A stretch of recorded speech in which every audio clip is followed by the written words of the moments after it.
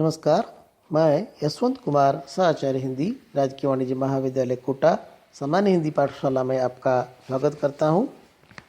अब हम 15 अगस्त कविता के द्वितीय चरण का अध्ययन करेंगे।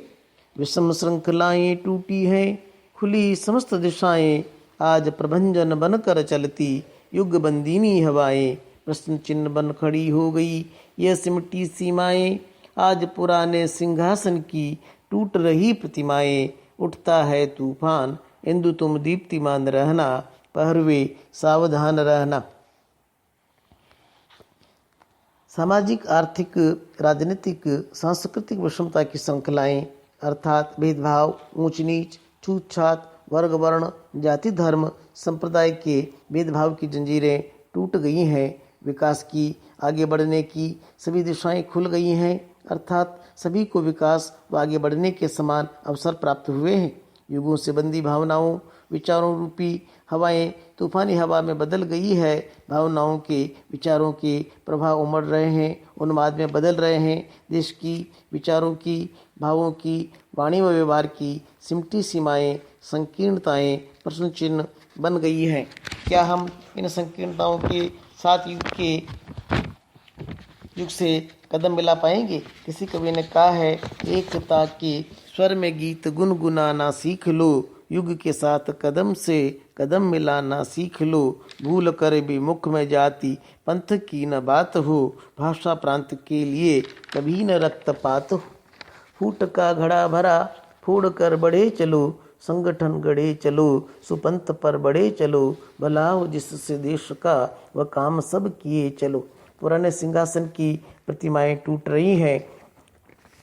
सामंतवाद, उपनिवेशवाद, पंडित पुरोहित, जमींदार महाजन समाप्त हो रहे हैं। राजतंत्र जनतंत्र में बदल रहा है, अर्थात समाज के सभी क्षेत्रों, जीवन मूल्यों, आदर्शों में परिवर्तन हो रहा है। वर्णाश्रम, चूरा चौका, छुआछूत, ऊंच नीच समाप्त हो रही है।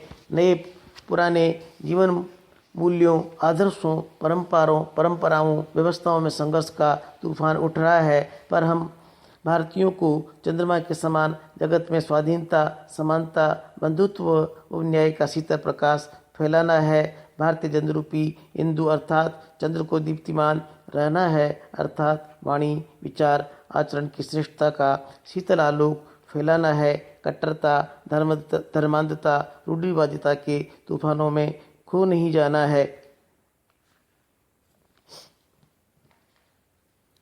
ऊंची हुई मशाल हमारी, आगे कठिन डगर है, शत्रु हट गया लेकिन उसकी छायाओं का डर है। शोषण से मृत है समाज, कमजोर हमारा घर है, किंतु आ रही नई जिंदगी ये विश्वास अमर है।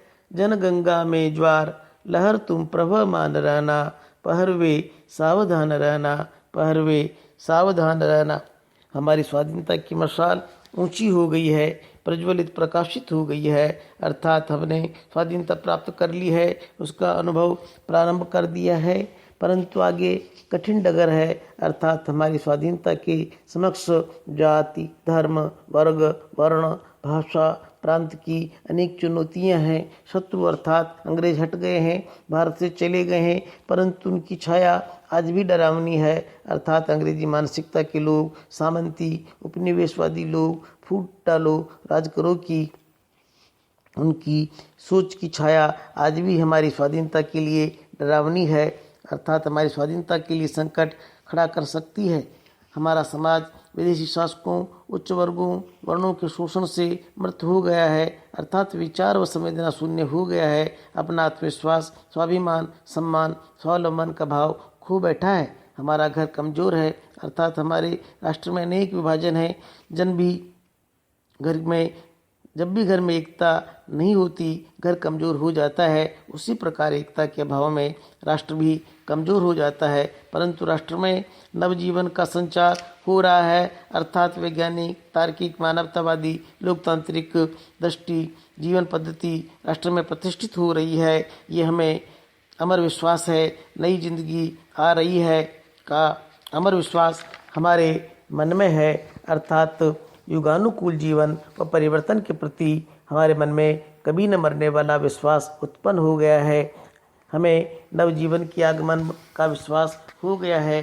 जनगंगा में भावनाओं का, विचारों का ज्वार उमड़ रहा है, अर्थात उत्साह उन्माद में बदल गया है, परंतु ज्वार समय के साथ उतर जाएगा। जनता को लहर के समान युगानुकूल बदलते हुए स्वाधीनता, समानता, न्याय, बंधुत्व व लोकतंत्र के लिए सदा सजग सक्रिय रहना है। हम सब हमारे संविधान में उल्लेखित जीवन मूल्यों का पालन करते हुए राष्ट्र की स्वाधीनता, एकता, अखंडता की रक्षा करेंगे। इसी आशा के साथ मैं अपनी वाणी को विराम देता हूँ। धन्यवाद।